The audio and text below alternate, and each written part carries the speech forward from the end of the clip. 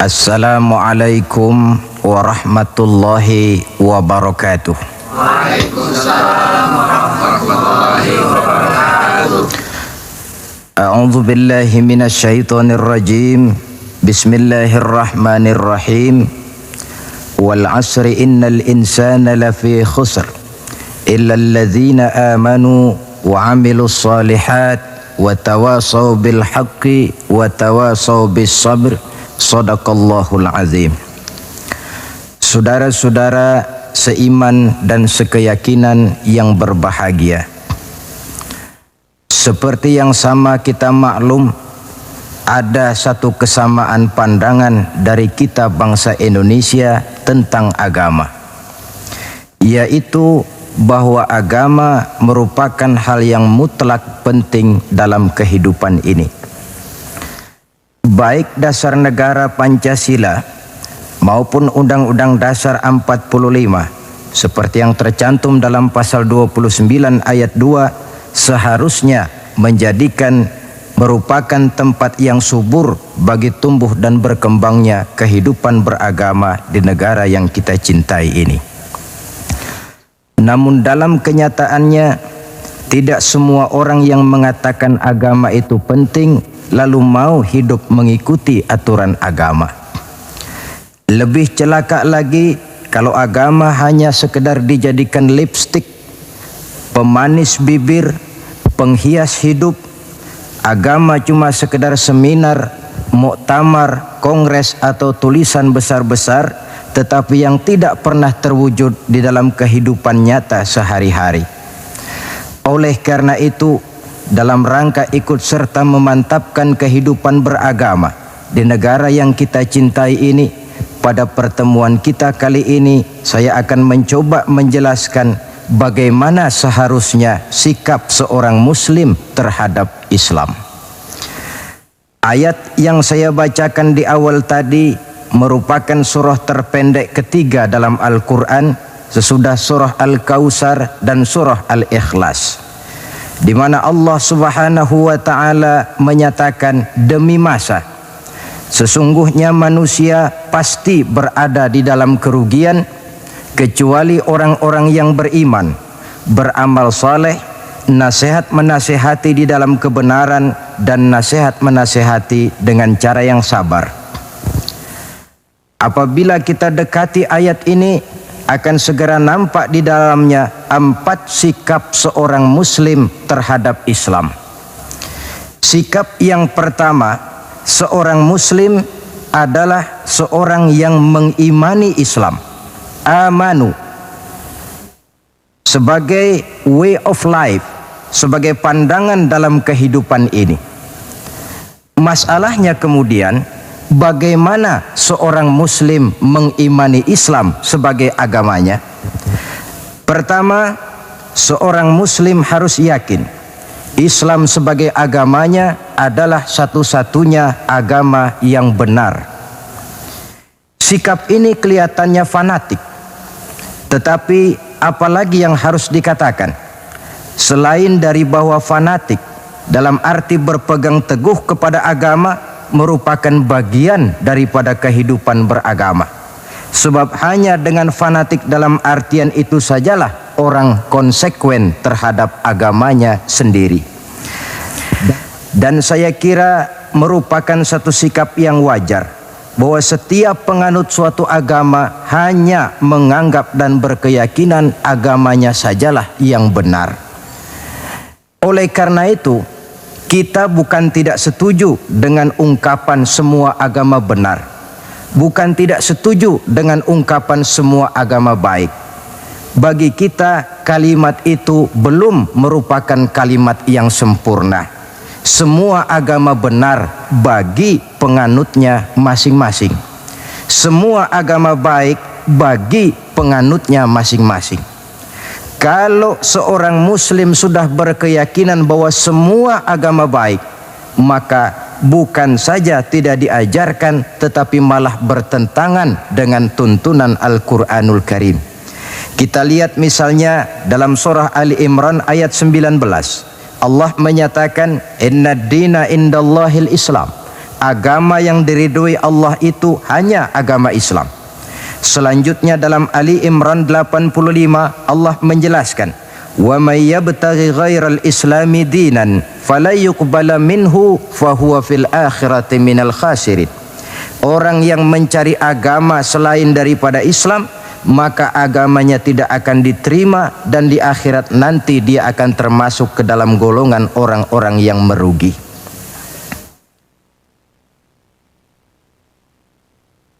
Perkara bahwa kita menghormati orang lain agama itu tentu, apalagi sebagai bangsa yang sedang melaksanakan pembangunan, kita perlu menjaga kesatuan dan persatuan kita sebagai bangsa.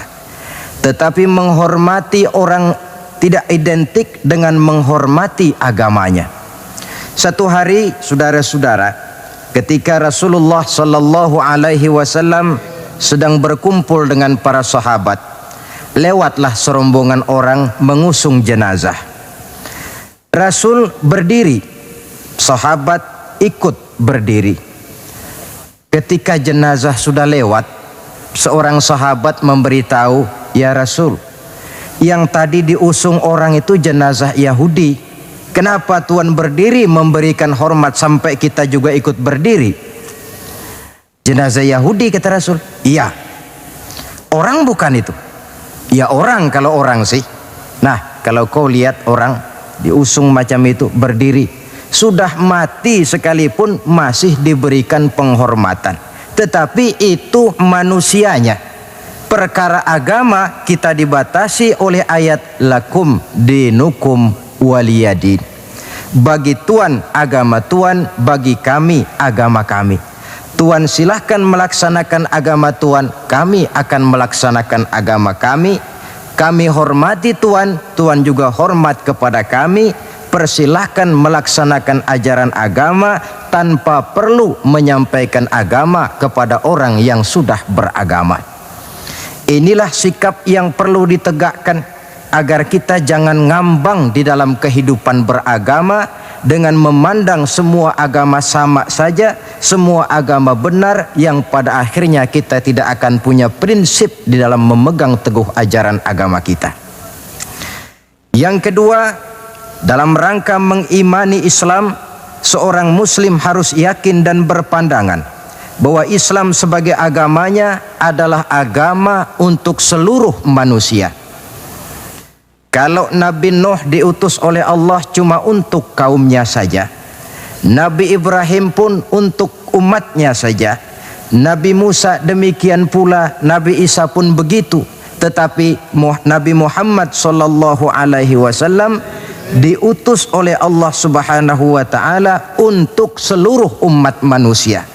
Kita baca dalam surah Al-Anbiya ayat 107, Allah Subhanahu wa taala menyatakan, "Wa ma arsalnaka illa rahmatan lil alamin."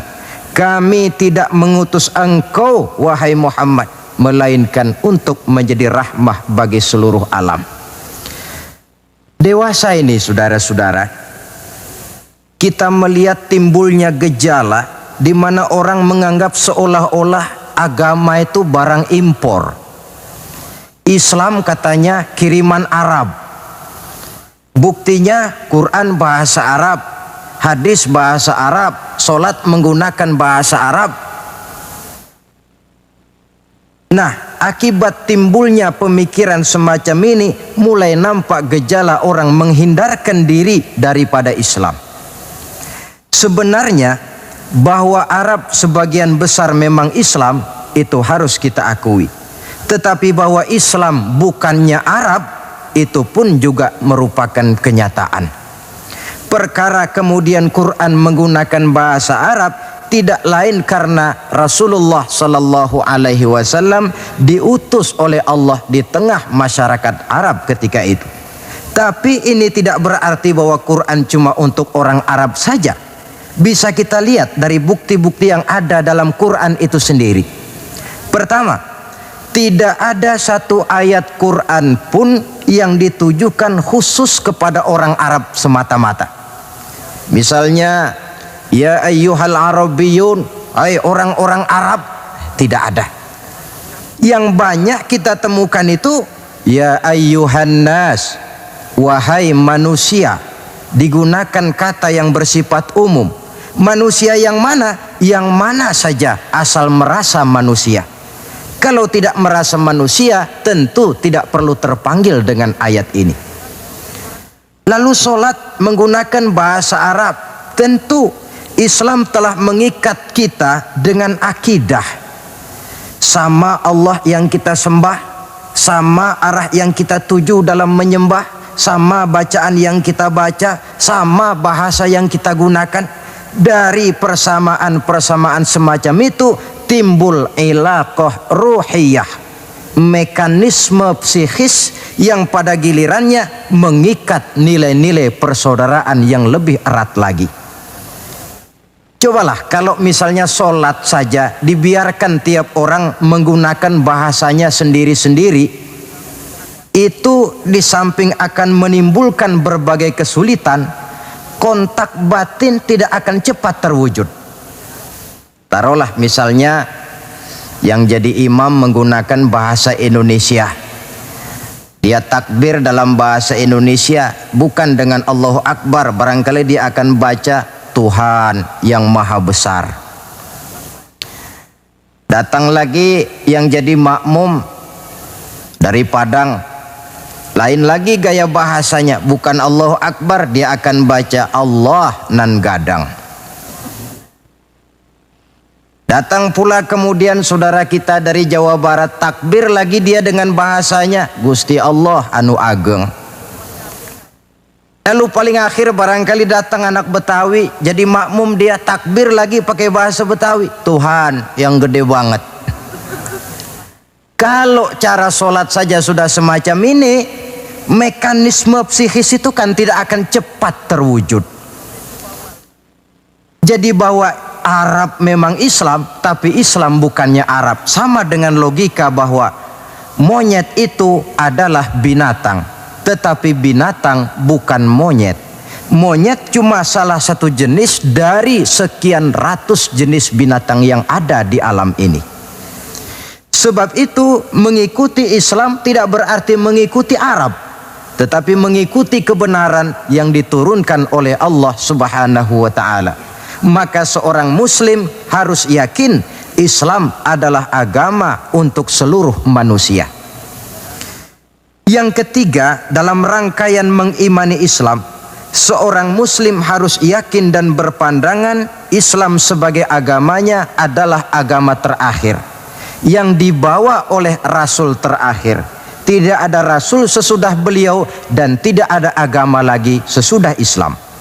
Dalam surah Al-Ahzab ayat 40 kita temukan penjelasan dari Allah Subhanahu wa ta'ala, "Ma kana Muhammadun aba ahadim min rijalikum walakin Rasulullah wa khataman nabiyyin." Muhammad itu bukan bapak dari salah seorang kamu. Ia adalah utusan Allah dan penutup para nabi.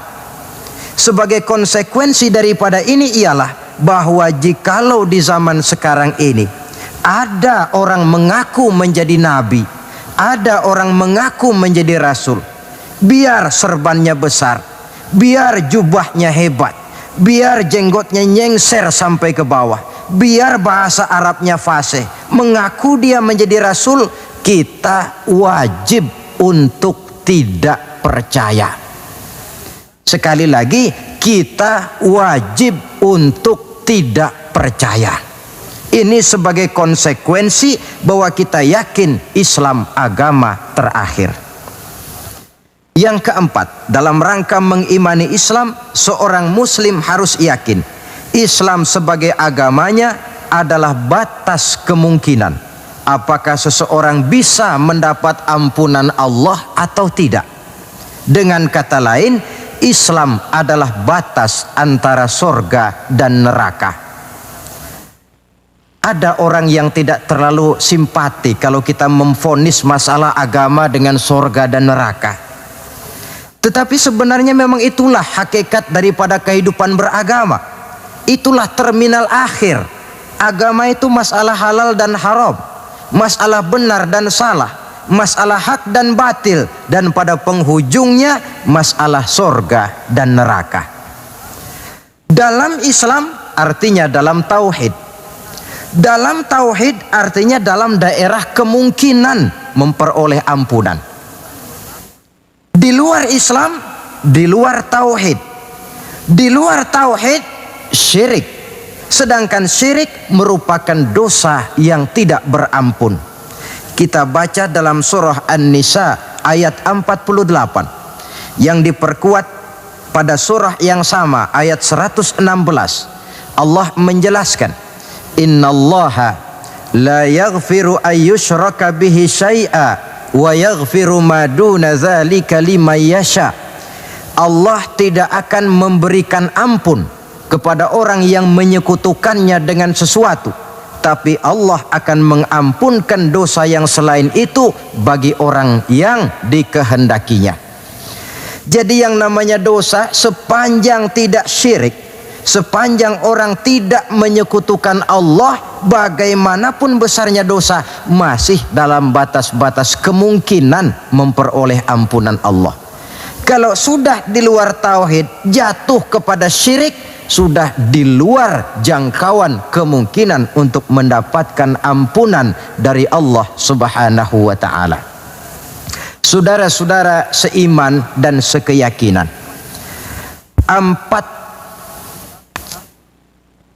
empat cara di dalam kita mengimani Islam ini pada gilirannya akan memberikan warna di dalam kehidupan kita. Nilai-nilai iman semacam inilah yang kita kehendaki agar kita selamat daripada kerugian seperti yang dijelaskan Allah dalam awal surah Al-Asr itu tadi. Nah, sekarang sikap yang kedua. Bagaimana sikap seorang muslim terhadap Islam setelah amanu, setelah dia mengimani Islam? Yang kedua, wa amilus shalihat. Seorang muslim adalah seorang yang mengamalkan Islam. Sebab apa? Kita tentu maklum, iman konsepsi ideologis yang bersifat abstrak, sedangkan amal refleksi yang ditimbulkan oleh nilai-nilai iman itu. Iman ibarat strom, tidak nampak oleh pandangan mata zahir. Kita tidak bisa melihat strom itu. Yang bisa kita lihat gejala yang ditimbulkan oleh strom, baik dalam bentuk terang misalnya, suara, gema, gerak, dan sebagainya. Iman tentu saja tidak kelihatan, tapi bisa dinilai dari amal yang dikerjakan oleh orang. Artinya, kalau ada iman, tentu dia beramal. Iman mendorong manusia untuk beramal. Itulah sebabnya dalam banyak ayat-ayat Al-Quran, kata-kata amanu selalu berangkaian dengan wa amilus shalihat. Amanu wa amilus shalihat, sebagai pertanda bahwa iman dan amal merupakan hal yang tidak terpisahkan satu sama lain. Nah, untuk bisa hidup mengamalkan Islam, tentu harus didahului dengan mengilmui Islam. Sebab bagaimanapun juga mengamalkan Islam tanpa didasari oleh mengilmui Islam, maka besar kemungkinan amaliyah kita akan sia-sia adanya. Yang akan rugi tentu kita sendiri. Oleh sebab itu, setelah mengimani Islam, kita berkewajiban mengamalkan Islam dengan didahului oleh pengetahuan tentang Islam. Jangan sampai seperti yang nampak banyak sekarang ini, di mana orang memandang Islam itu seperti orang buta mengenal gajah. Ini yang barangkali dalam istilah para sosiolog disebut dengan frame of reference, kacamata pandangan yang salah. Ada 3 orang buta dilepas ke kebun binatang, disuruh kenal gajah. Saya yakin laporannya pasti lain-lain. Orang buta pertama datang, lapor Pak, yang namanya gajah kecil panjang seperti ular. Kenapa dia laporan macam ini? Sebab kebetulan yang dia pegang ekornya. Datang orang buta kedua, ngotot. Salah Pak itu, tidak betul. Yang paling betul saya Pak. Kalau gajah itu Pak, kecil, besar, tipis, lebar. Seperti kipas. Sebab apa? Karena kebetulan yang dia pegang telinganya. Lalu orang buta ketiga datang, lebih ngotot lagi dari yang kedua ini. Pak, dua-duanya Pak salah, tolol bin goblok. Yang paling betul itu saya Pak. Yang namanya gajah itu Pak, besar tinggi macam pohon kelapa. Sebab apa? Kebetulan yang dia pegang kakinya. Salahkah mereka? Tidak salah. Cuma datanya belum lengkap. Baru kenal ekor gajah sudah berani mengambil kesimpulan itulah gajah.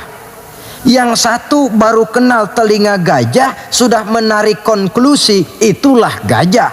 Dan yang lain baru tahu dan baru kenal kaki gajah sudah mengemukakan pendapat itulah dia gajah. Buat orang yang sudah kenal betul gajah, tentu dia ditertawakan. Bagi orang yang belum kenal gajah, dia menyesatkan. Hal semacam ini bukan saja tidak mendidik, tetapi pada akhirnya akan membingungkan orang yang belum kenal kepada gajah. Dengan kata lain, di dalam mengilmui Islam, kita harus berupaya melihat dan memandang Islam itu secara totalitas, secara keseluruhan, memandang dan melihat Islam dari berbagai seginya. Sehingga dengan demikian akan terbuka nuansa pandangan mata kita melihat kebesaran, kelengkapan dan kesempurnaan daripada ajaran agama kita sendiri. Nah, kalau nilai-nilai iman diwujudkan dan dibuktikan dengan pengamalan kita tentang Islam, barulah nilai iman kita itu beroleh wujudnya yang konkret di dalam amalan-amalan kita sehari-hari. Tanpa itu iman cuma tinggal sekedar kata. Akidah cuma tinggal sekedar keyakinan dan fondasi yang tanpa perwujudan di dalam realita kehidupan ini. Demikian sikap yang kedua. Lalu yang ketiga, saudara-saudara, setelah mengimani Islam kemudian mengamalkan Islam, seorang muslim harus mendakwahkan Islam. Tawasau bil haqqi, nasihat menasihati di dalam kebenaran. Pada hakikatnya setiap kita ini mubaligh. Setiap kita berkewajiban menyampaikan dakwah kepada orang yang belum atau kurang mengetahui suatu persoalan yang kebetulan kita lebih mengetahui tentang itu. Tidak ada masalah kita berdakwah dengan menguraikan bismillah misalnya, kalau pendengar kita kebetulan orang yang belum mengerti bismillah. Dengan demikian akan terjadi pemerataan pemahaman agama. Tidak perlu harus selalu jadi mubaligh. Kalau kita kebetulan seorang pedagang, lalu dalam dunia perdagangan kita bisa memberikan contoh bagaimana seharusnya seorang muslim berdagang, maka kita sudah mendakwahkan kepada orang lain bagaimana cara dagang menurut Islam. Dakwah bil hal namanya, di mana setiap pribadi muslim menjadi iklan daripada agamanya. Dia harus sanggup berkata, tuan-tuan mau tahu bagaimana cara dagang menurut Islam? Lihat cara kami orang Islam dagang. Tuan-tuan mau tahu bagaimana cara berumah tangga menurut Islam? Lihat cara kami orang Islam berumah tangga.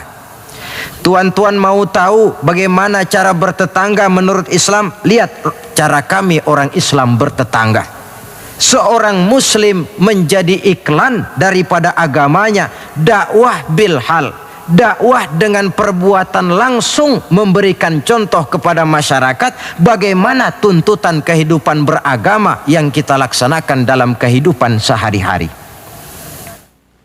Saudara-saudara seiman dan sekeyakinan yang saya cintai, Itu sebabnya Allah Subhanahu wa taala menjelaskan dalam surah An-Nahl ayat 125, ud'u ila sabili rabbika bil hikmah wal mau'izatil hasanah wajadilhum billati hiya ahsan inna rabbaka huwa a'lam biman dhalla an sabilih wa huwa a'lamu bil muhtadin. Berdakwahlah kamu, ajak manusia ke jalan Allah. Bagaimana caranya? Pertama, bil hikmah, dengan cara bijaksana. Bagaimana cara yang bijaksana itu? Baik Al-Quran maupun As-Sunnah banyak menjelaskan pola-pola kebijaksanaan dalam pelaksanaan dakwah. Kita ambil satu trik saja. Satu hari datanglah seseorang menghadap kepada Rasulullah Sallallahu Alaihi Wasallam. Yang datang ini, kalau istilah sekarang, biang okem. Datang dia menghadap baginda Rasul. Sesampainya di sana, dia bilang, "Ya Rasul, bagaimana? Saya ini mau masuk Islam, boleh apa tidak?" Boleh. Lalu dia mengucap 2 kalimat syahadat. Setelah selesai mengucap 2 kalimat syahadat, dia berkata lagi, "Ya Rasul, saya sekarang sudah masuk Islam." Bagus. "Saya cinta Islam." Bagus. "Saya juga cinta kepada Anda ya Rasul." Bagus. "Cuma saya juga cinta kepada dosa ya Rasul. Terus terang saja saya ini suka judi, saya suka zina, dan saya senang mabuk. Dan saya belum bisa meninggalkan semua itu." Marahkah Rasul mendengar keterus-terangan orang ini? Dihardikkah orang ini oleh Rasul? "Macam apa kau, sama Islam cinta, sama dosa juga cinta?" Ternyata tidak. Mendengar keterus-terangan orang ini, baginda Rasul tersenyum. Seraya bersabda, "La ba'sa bi." Tidak apa-apalah. "Jadi kau senang zina?" "Iya." "Mabuk?" "Wah, hampir tiap malam saya teler." "Judi?" Itu lagi hobi saya." "Dan kau belum bisa tinggal semua itu?" "Belum ya Rasul." "Tidak apa-apalah. Cuma begini saja. Mau tidak kau janji dengan saya?" "Apa ya Rasul?" "Mulai sekarang kau akan meninggalkan dusta. Kau akan jadi manusia jujur, jangan bohong. Satu itu saja yang saya minta. Sanggup?" "Cuma itu ya Rasul." "Cuma itu?" Saya kira apa? Kalau cuma urusan gak bohong sih gampang lah itu. Sanggup saya." "Sanggup?" "Sanggup." "Mari berjanji." Dijabat tangannya oleh Rasul, berjanji tidak akan bohong dia. Dalam perjalanan pulang, orang ini berkata dalam hati, "Ma ashala ma talaba hadzan nabil karim."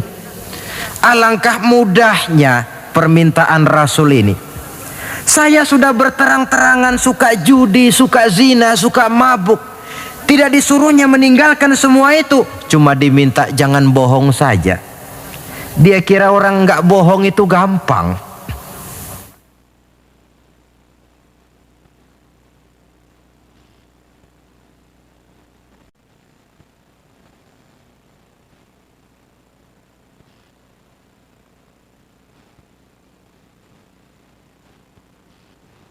Padahal saudara, Nabi Ibrahim itu satu hari pernah nangis. Allah tegur Ibrahim, "Kenapa nangis kamu ini?" Kata Nabi Ibrahim, "Ya Allah, bagaimana saya tidak nangis? Saya ingat-ingat Nabi Adam itu dosanya cuma 1, tidak boleh makan buah khuldi, dia makan. Kau begitu murka, kau usir dia dari surgamu. Saya ini ya Allah, seumur hidup saya pernah 3 kali bohong. Bagaimana saya mengharap surgamu?" Itu yang bikin saya nangis. 3 kali seumur hidup, 3 kali bohong. Nabi Ibrahim nangis. Kita ini 1 hari 17 kali bohong, nyengir aja, gak ada nangisnya.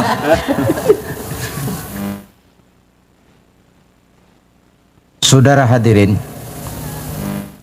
demikianlah orang ini pulang ke rumah dengan satu anggapan dalam hatinya bahwa apa yang diminta oleh Rasul adalah sesuatu yang mudah.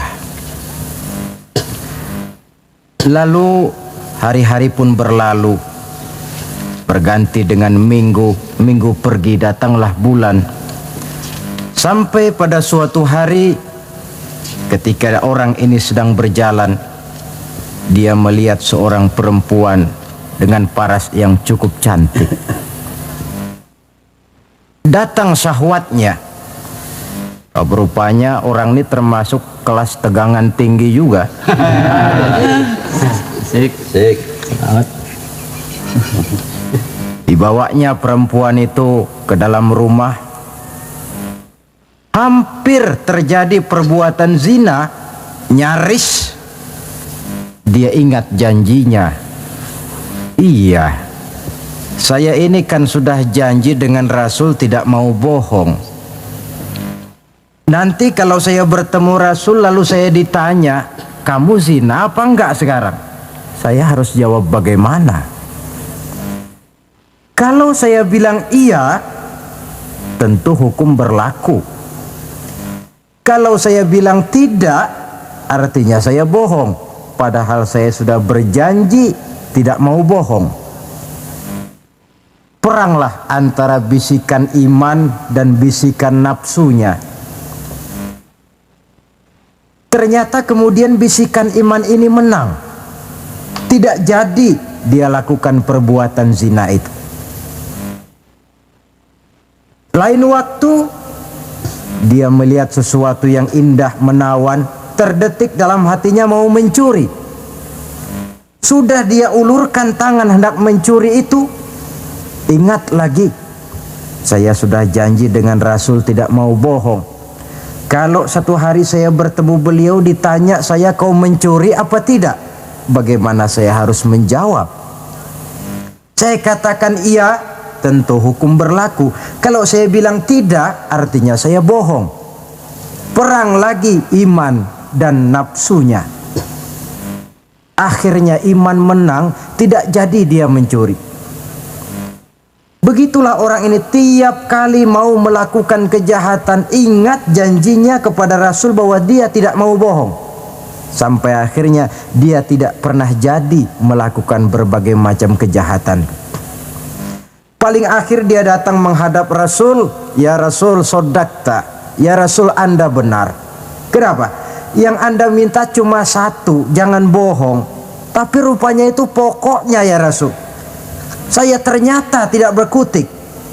Sampai paling akhir dia menjadi salah seorang sahabat yang terbaik dari baginda Nabi. Sebab apa? Hanya diminta meninggalkan bohong oleh Rasul. Ini pola dakwah yang dilaksanakan oleh Rasul dengan cara bijaksana. Processingnya melalui tahapan yang sesuai dengan kemampuan orang. Contoh lain, satu hari datanglah seorang sahabat melapor, halaktu ya Rasulullah, wahai Rasul celaka saya ini. Ma'ahlakaka, apa yang bikin kamu celaka? Dia bilang, waqa'tu ala imra'ati fi Ramadan.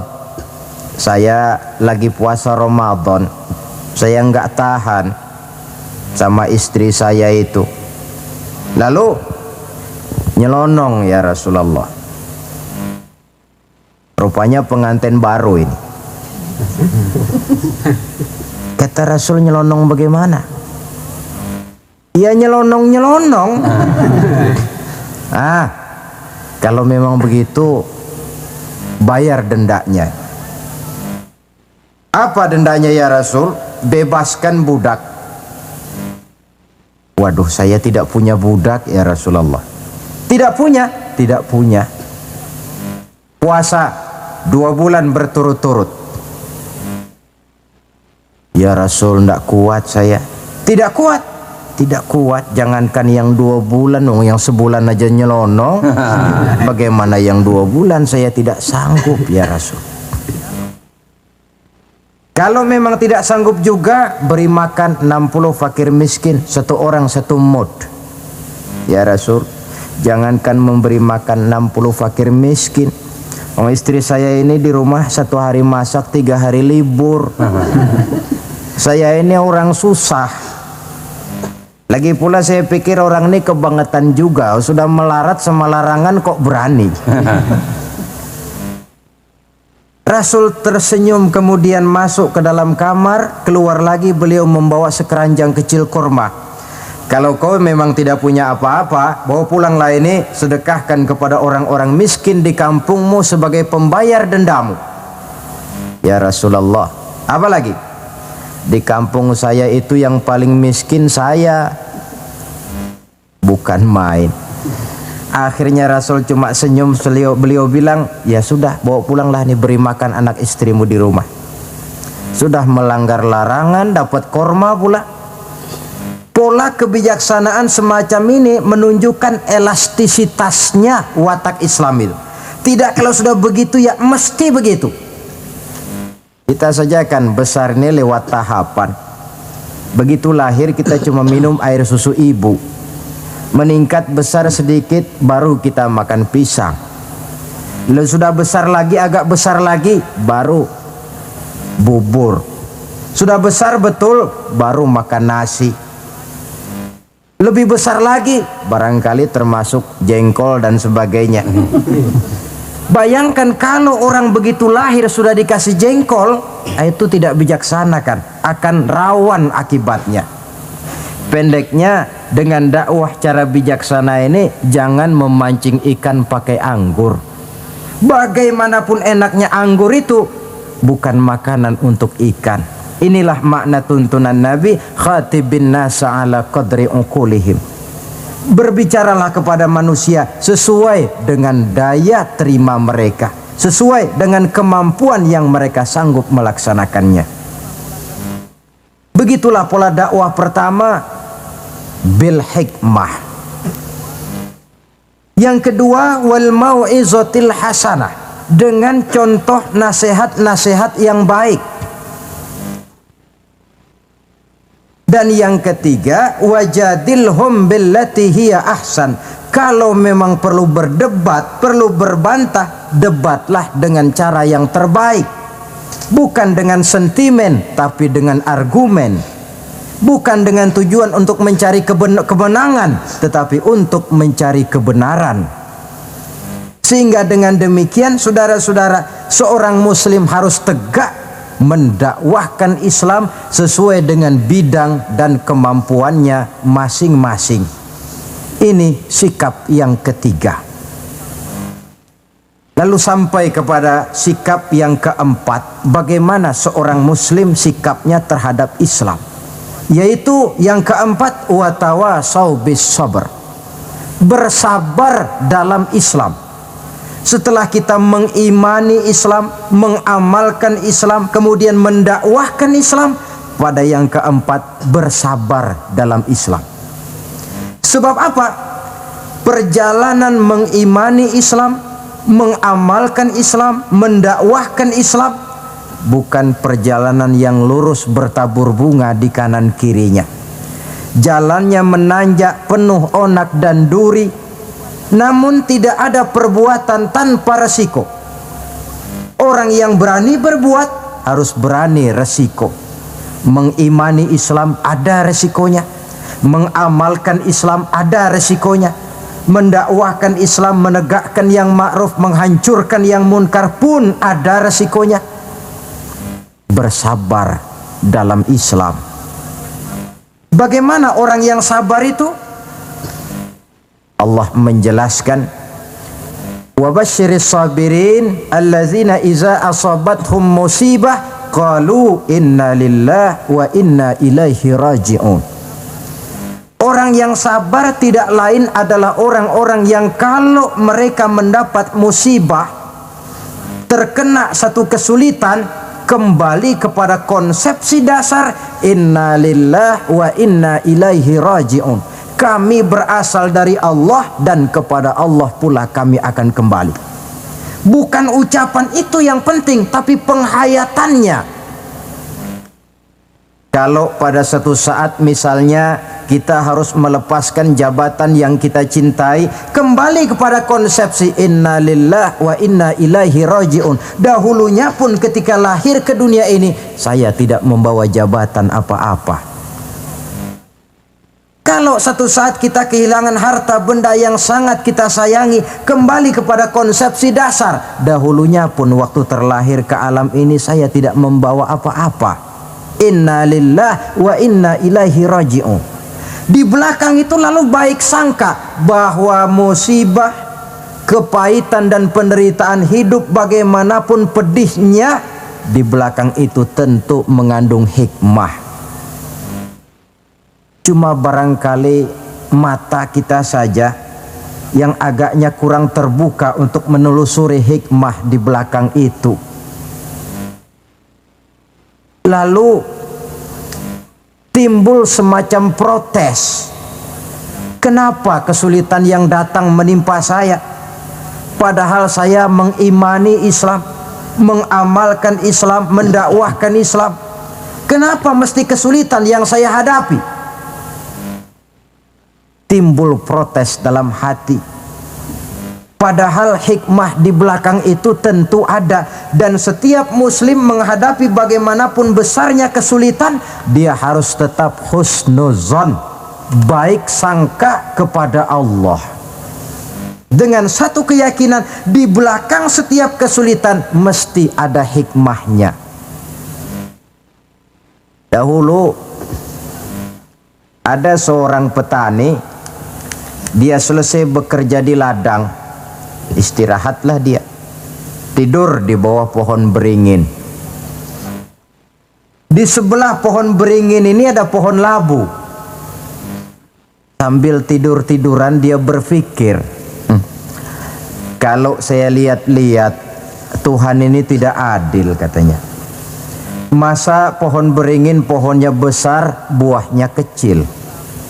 Lalu pohon labu pohonnya kecil, pohonnya kecil kok buahnya besar. Ah, Tuhan bukan arsitek ulung ini. Tidak adil ini. Mestinya supaya enak dilihat itu beringin yang pohonnya besar, buahnya besar sebesar buah labu. Lalu pohon labu yang pohonnya kecil, buahnya kecil-kecil sajalah sebesar buah beringin. Baru adil rasanya itu. Nah, apa yang terjadi? Rupanya Allah tidak membuktikan kebesarannya. Baru saja selesai dia berpikir Tuhan tidak adil, jatuh sebutir buah beringin tepat menimpa hidungnya. Dia terkejut. Astagfirullahalazim, katanya. Kalau begitu Allah itu benar-benar adil. Coba kalau buah beringin sebesar buah labu, lalu barusan jatuh menimpa hidung saya, rasanya sudah tidak karu-karuan potongan muka saya ini. Baru terbuka pandangan matanya, baru terlontar perkataan Allah Maha Adil setelah dia bertemu dengan pengalaman yang dia rasakan sendiri. Jadi di belakang segala kesulitan itu ada hikmahnya. Di belakang segala kepahitan hidup itu ada manisnya. Maka Allah membimbing kita bersabar dalam mengimani Islam, mengamalkan Islam, dan mendakwahkan Islam. Konsepsi kesabaran kembali kepada satu keyakinan, semuanya datang dari Allah, semuanya pun bakal kembali juga kepada Allah. Kita bisa hidup, berbuat banyak, menjadi ini dan itu, berusaha segala macam lantaran kita hidup. Kita hidup ini lantaran ada roh dalam jasad kita. Roh ini pun sebenarnya kita bukan hak milik mutlak, cuma sekedar hak pakai saja. Kapan waktu diambil oleh si sang pemilik mutlak, tidak ada kekuasaan kita untuk mencegahnya. Yang paling vital macam itu pun tidak ada kemampuan kita mempertahankannya. Apalah lagi yang menempel dalam hidup seperti harta, jabatan, dan lain sebagainya. Roh saja kita sudah tidak mampu mempertahankannya. Saudara hadirin yang berbahagia, maka keuntunganlah yang akan diperoleh bagi mereka yang sabar, tabah, ulet, dan tahan uji menghadapi segala macam ujian dan cobaan di dalam dia mengimani, mengamalkan, dan mendakwahkan Islam. Barangkali orang bertanya, kenapa sih kok orang-orang yang beriman saja yang kelihatannya banyak sekali diuji? Nah, itulah yang masalahnya memang. Justru yang beriman yang diuji. Lagi pula kalau tidak ada imannya, yang mau diuji apanya dong? Tidak ada. Dalam logika sehari-hari jelas saja yang ulangan itu anak sekolah. Kalau tidak sekolah, kira-kira ulangan apa tidak? Ya. Tidak. Kan tentu tidak. Mau naik kelas berapa, mau sekolah saja tidak. Justru yang beriman itu yang diuji, yang hidupnya mengimani Islam, mengamalkan Islam, mendakwahkan Islam. Makin tinggi kualitas iman, makin berat cobaan dan ujian itu. Sehingga Allah menjelaskan, ahasiban nasu ayyutraku ayyakulu amanna wahum la yuftanun. Adakah manusia menyangka mereka akan dibiarkan saja mengatakan amanna, kami mengimani Allah, kami mengimani Islam, wahum la yuftanun, padahal mereka belum diuji lebih dahulu. Artinya, jikalau kita sudah berani berkata saya iman kepada Allah, saya mengimani Islam dengan sepenuh keyakinan, siap-siaplah menghadapi cobaan dan ujian. Dan yang namanya cobaan ini tidak selalu yang berbentuk susah. Wa nabluukum bil khairi wasyarri, kata Allah, kami akan coba, kami akan uji kamu dengan yang enak dan dengan yang tidak enak. Jadi bukan cuma sakit cobaan, sehat juga ujian. Bukan cuma miskin ujian, kaya pun cobaan. Tidak punya uang, cobaan. Banyak uang, ujian. Tapi kan belum pernah kita dengar ada orang bilang, Pak, saya lagi diuji oleh Allah. Kenapa? Uang saya lagi banyak, Pak. Belum ada orang berkata macam begitu. Kalau sudah bangkrut, pailit, nah barulah dia merasa diuji Allah. Dan dalam kenyataan banyak orang lulus ketika diuji dengan kemiskinan, tapi gagal berantakan setelah dia dicoba dengan kekayaan. Banyak yang ingat Allah dikala dia sakit, dan manakala dia sudah sehat Allah pun dilupakan. Ketika miskin dia hamba Allah, setelah kaya pindah menjadi hamba harta. Ketika dia orang biasa, dia hamba Allah. Naik pangkat, punya jabatan, pindah budak pangkat, budak jabatan.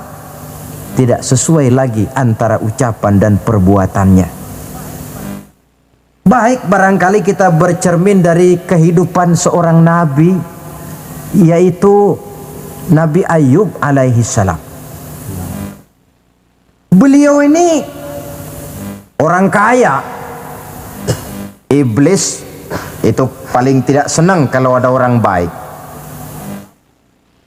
Dia lapor, wahai Allah, hambamu yang namanya Ayub ini dia rajin ibadah cuma karena kaya saja kau berikan harta. Coba kalau dia bangkrut, jatuh miskin, rasanya dia berhenti ibadah. Ah, iblis, aku tahu Ayub itu hambaku yang ikhlas. Saya buktikan ya Allah, silakan. Turunlah iblis ke alam ini. Mula pertama yang dia rusak adalah harta benda Nabi Ayub.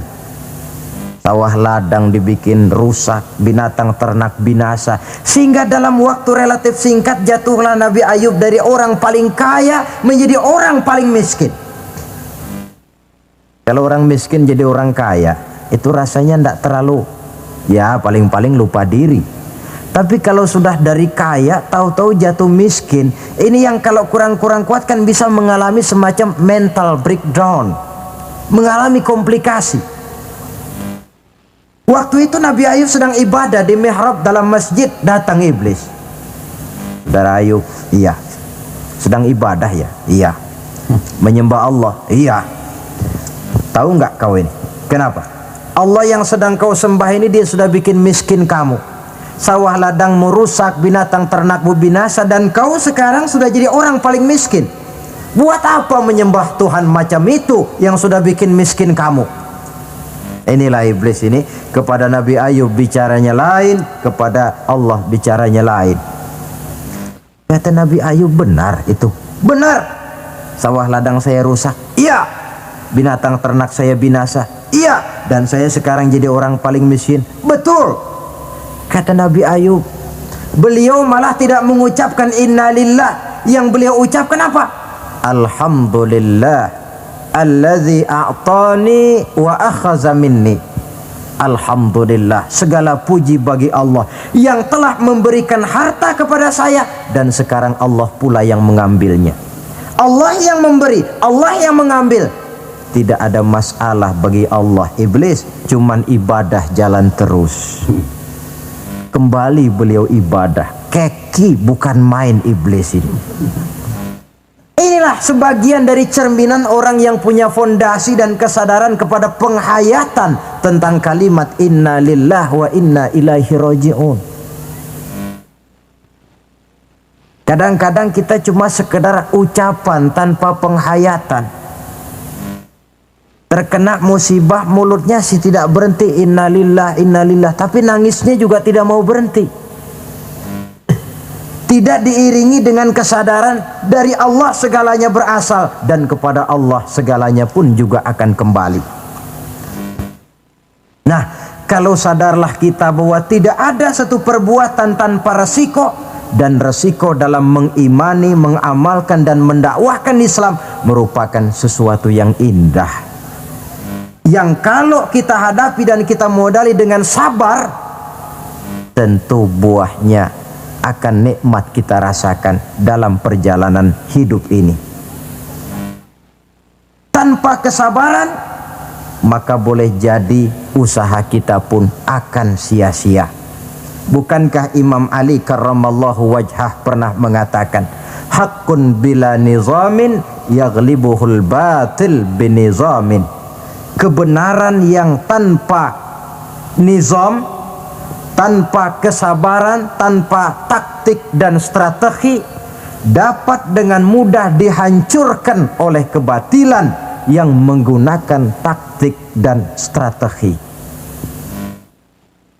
Tentu kita menginginkan nilai-nilai Islam ini tegak di masyarakat, tapi ini merupakan processing yang bukan seperti orang makan pisang. Hari ini dimakan, hari ini kenyang, dan hari ini juga kadang-kadang bisa keluar lagi. Perjuangan menegakkan nilai-nilai Islam ini satu proses yang panjang. Seperti juga telah dijelaskan oleh kehidupan perjuangan Nabi, para sahabat, dan selanjutnya. Tidak merupakan satu proses yang sekali jadi. Itu sebabnya ditutup surah Al-Asr ini dengan kalimat tawasau bis sabr. Hendaknya bersabar kita di dalam menegakkan sikap yang dituntut dalam surah Al-Asr itu tadi. Saudara-saudara hadirin yang saya hormati, dengan demikian 4 sikap telah saya kemukakan. Dari 4 sikap ini ternyata seorang muslim dituntut untuk menjadi pengiman Islam, pengamal Islam, dan pengawal Islam, dengan motif sabar sebagai landasan daripada perjuangan kita mengimani, mengamalkan dan mengawal Islam dengan pelaksanaan dakwah yang sesuai dengan bidang dan kemampuan kita masing-masing. Yang kita harapkan tentunya bahwa nilai-nilai keimanan kita ini mewarnai kehidupan dan menjadi warnanya hidup.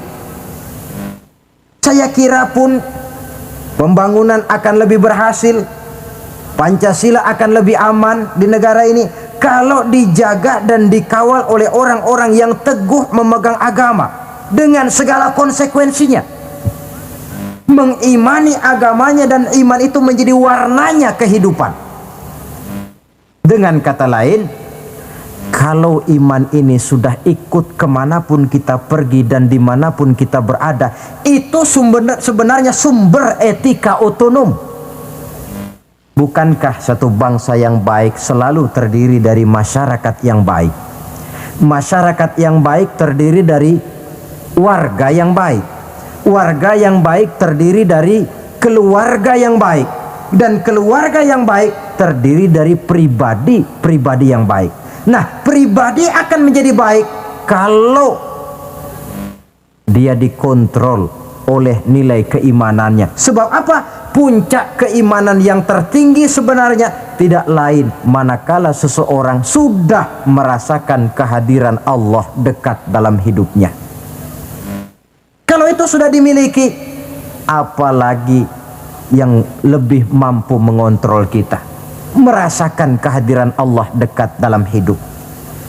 Sebab itu sebagai akhir, bawalah iman ini kemanapun kita pergi dan dimanapun kita berada. Kadang-kadang iman kita ini kan cuma sekedar penunggu rumah. Pegawai negeri mau ke kantor, imannya ditaruhnya di lemari. Sudahlah iman, kau tidak ikut ke kantor. Kalau kau ke kantor nanti aku nggak bisa korupsi.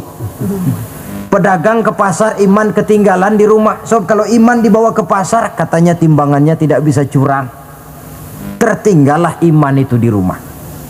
Iman yang tertanam dalam hati menimbulkan etika otonom, dan etika otonom membuat manusia selalu merasakan kehadiran Allah dekat dalam hidupnya. Kemana lagi tempat kita hendak melakukan kesalahan kalau Allah menjadi daya kontrol yang paling efektif di dalam kehidupan?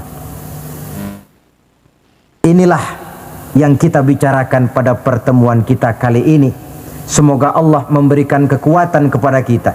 Amin. Untuk hidup tegak mengimani Islam, mengamalkan Islam, mendakwahkan Islam, dan bersabar di dalam Islam. Saya akhiri dengan satu ungkapan. Wa qad yurja li jarhi sayfi bur'un wala bur'u lima jarahal lisan. Kalau pedang lukai tubuh, masihkan ada harapan sembuh. Kalau lidah lukai hati, kemana obat hendak dicari. Untuk itu saya mohon dibukakan pintu maaf yang sebesar-besarnya. Semoga yang saya sampaikan ini ada manfaatnya. Usikum wa iyaya bitaqwallah. Aqulu qawli hadza. Wassalamu alaikum warahmatullahi wabarakatuh. Waalaikumsalam.